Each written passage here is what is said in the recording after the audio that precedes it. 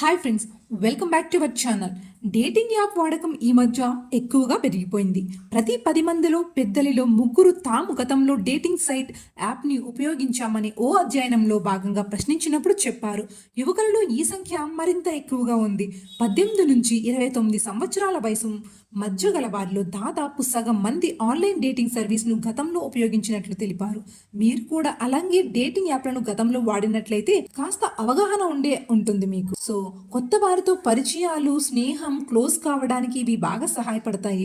Online ద్వారా కూడా స్వచ్ఛమైన ప్రేమను వెతుక్కోవచ్చని చెబుతున్నారు. అందుకు కొన్ని చిట్కాలు ఇప్పుడు మీకు చెప్పబోతున్నాను. మొదటిగా, చక్కని డేటింగ్ ప్రొఫైల్. మీరు డేటింగ్ యాప్లో ఇతరుల ప్రొఫైల్ చూస్తున్నప్పుడు పేరు, ఫోటో, ఇతర వివరాలు లేకపోతే అసంపూర్తిగా ఉంటుంది. అంతేకాదు ఆసక్తిగా గాను అనిపించదు. అందుకే డేటింగ్ యాప్ ప్రొఫైల్ చక్కని వివరాలతో ఉండాలి. ఆన్లైన్లోని విభిన్న రకాల డేటింగ్ సేవలు వివిధ రకాల సమాచారాలు అడుగుతూ ఉంటాయి.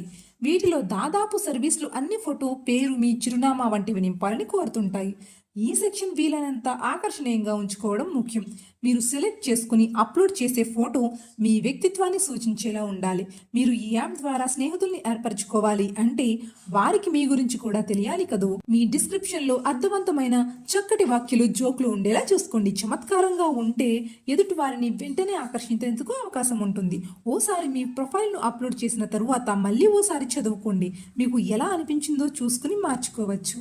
మీ డేటింగ్ యాప్ ప్రొఫైల్ను మెరుగుపరచడం ముఖ్యమే. అయితే ఈ ప్రక్రియలో మీరు మీ దృష్టిని, ఏకాగ్రతను కోల్పోకుండా చూసుకోవాలి.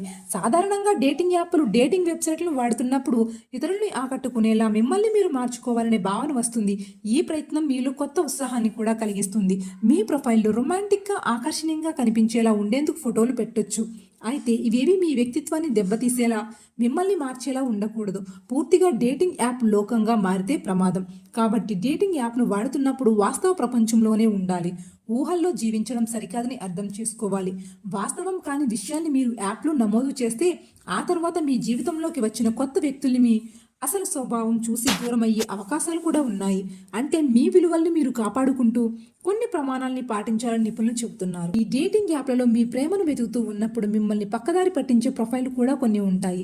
ఏది నిజం, ఏది కల్పితమో విషయాన్ని మీరు గుర్తించాలి. యాప్ను వినియోగిస్తున్నప్పుడు మీ లావాదేవీలు, వ్యక్తిగత విషయాన్ని తేలిగ్గా పంచుకోకూడదు. మీరు డేటింగ్ కోసం వెతుకుతున్న ప్రక్రియలో కొందరు మిమ్మల్ని స్వలాభం కోసం వాడుకునే అవకాశం ఇవ్వద్దు. సాధారణంగా స్వచ్ఛమైన వారు తమ ప్రేమ బంధాన్ని ఎక్కువ కాలం కొనసాగించాలి అనుకుంటారు. కానీ ఆ ఉద్దేశం ఎదుటివారికి ఉంటుందన్న గ్యారంటీ లేదు. మీకు సరిపోయే వ్యక్తిని వెతుక్కోవడం మీ బాధ్యత. ఆన్లైన్ డేటింగ్లో ఉన్నప్పుడు సులభంగా ఎదుటివారితో అటాచ్ అవ్వకూడదు. నమ్మకం ఏర్పడ్డాక ముందే అడుగు వేయాలి. లేకపోతే పశ్చాత్తాపానికి గురి కావాల్సి ఉంటుంది. మనసులో మీరు నిర్దేశించుకున్న లక్ష్యాన్ని ఎవరి కోసము రాజీ పడవద్దు. ఈ డేటింగ్ యాప్లపై అందరికీ ఆసక్తి ఉండకపోవచ్చు. మిగిలిన యాప్లలో దీనిపై తొలుత ఎవరికీ అవగాహన ఉండదు. ఇతరుల్ని అడిగేందుకు కాస్త సిగ్గుపడవచ్చు. కాబట్టి సరైన డేటింగ్ యాప్ వెబ్సైట్ని ఎంచుకోవడం ముఖ్యం. దానివల్ల మీరు పక్కదారి పట్టకుండా ఉండాలి. మీ ప్రేమను అన్వేషించే క్రమంలో ఇబ్బందులు గురి కాకుండా ఉంటే చాలు. ఆన్లైన్లో భారీ సంఖ్యలో డేటింగ్ యాప్లు, సేవలు అందుబాటులో ఉన్నాయి. వాటిలో మీ వ్యక్తిగత అవసరాలు, లక్ష్యాలను సరిపోయేదాన్ని ఎంచుకోండి. కొన్ని యాప్లు పై వివరాల్ని మాత్రమే అడుగుతాయి. మరికొన్ని ఎక్కువ సమాచారాన్ని ఫీల్ చేయాలని చూపిస్తాయి. ఆన్లైన్లో మీకు నచ్చిన అమ్మాయి, అబ్బాయిని అన్వేషించి పట్టుకోవడం అంత కష్టమైన పని కాదు. తొలుత మీ అభిరుచికి తగ్గట్టు దొరుకుతారా అనే సందేహం కలిగి అసాధ్యమైన పనిలా అనిపించవచ్చు. పై చిట్కాలను పాటిస్తే మీ పని సులభం అవుతుంది. బట్ జాగ్రత్తగా ఉండండి. ఈ వీడియో నచ్చితే లైక్ చేయండి.